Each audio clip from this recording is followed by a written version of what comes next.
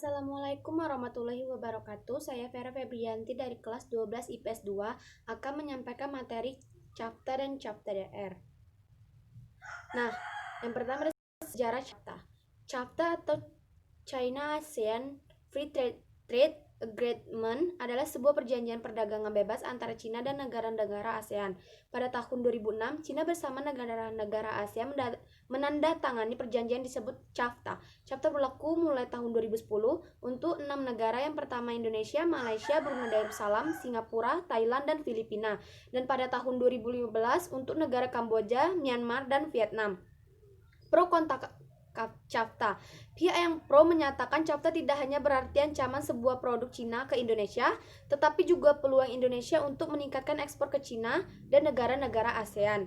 Menteri Perdagangan Mary LK Pangestu menegaskan bahwa Free Trade Agreement FTA memberikan banyak manfaat bagi ekspor dan penanaman modal di Indonesia. Sebaliknya, Ernov Wiaga-Ismi, Sekjen Asosiasi Pertekstilan Indonesia, menyatakan kekhawatirannya atas perlakuan perdagangan bebas ASEAN-Cina. Di antaranya terjadi perubahan pola usaha yang ada dari perusahaan menjadi perdagangan. Intinya, jika perdagangan lebih menguntungkan karena faktor harga barang-barang impor yang lebih murah, akan banyak industri kreatif nasional dan lokal yang gulung tikar hingga akhirnya berpindah menjadi pedagang saja.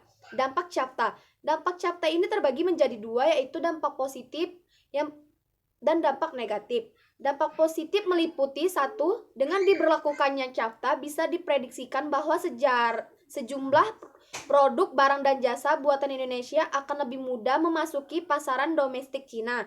Yang kedua, bisa dijadikan motivasi Indonesia untuk lebih membangun masyarakat yang lebih produktif dan kreatif serta mandiri secara ekonomi. Yang kedua, ada dampak negatif. Dampak negatif pun meliputi: satu, meningkatkan PHK dan pengangguran.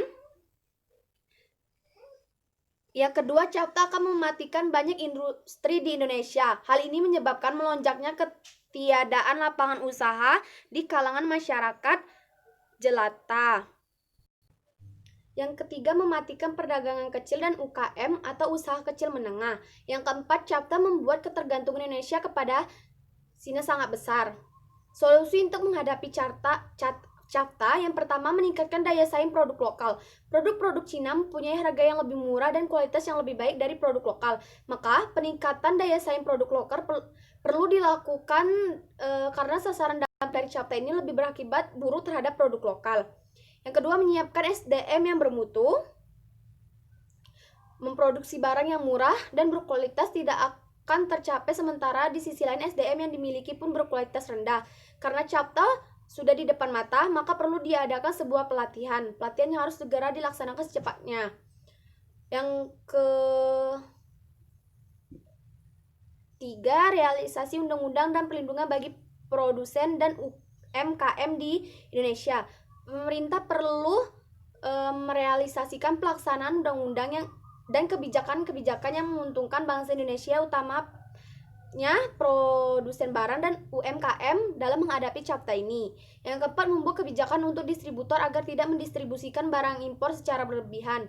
Penyebaran produk-produk Cina ke Indonesia sampai ke pelosok daerah tidak terlepas dari peran distributor ini, sehingga meluasnya penyebaran produk dalam produk dapat mengancam produk lokal yang kalah saing dengan produk Cina.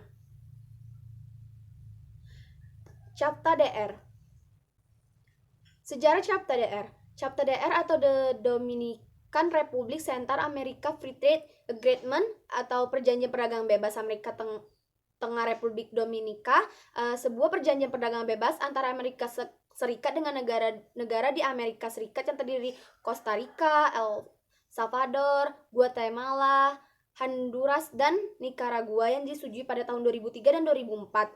CAFTA DR merupakan perjanjian pertama mengenai perdagangan bebas antara Amerika Serikat dengan sekelompok kecil negara-negara berkembang. Dibuat dengan tujuan menciptakan peluang ekonomi baru yang lebih baik dengan membuka pasar. Tujuan CAFTA DR yang pertama untuk mewujudkan perdagangan bebas di antara sesama negara anggota. Yang kedua, untuk membantu loncatan menuju FTAA.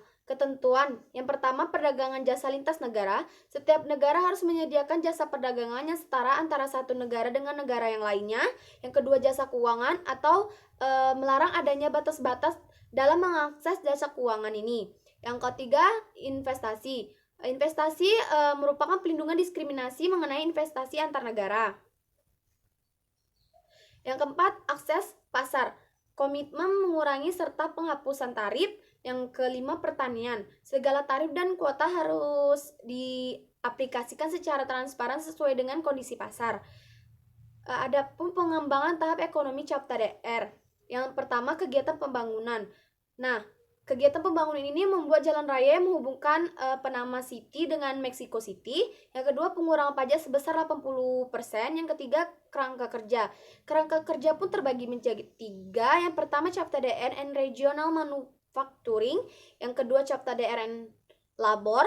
Yang ketiga, Capta DR and Opportunity in Region. Tokoh-tokoh Capta. Yang pertama ada Joel Lieberman. Yang kedua Gerge Webus. Sekian dari presentasi saya akhiri. Wassalamualaikum warahmatullahi wabarakatuh.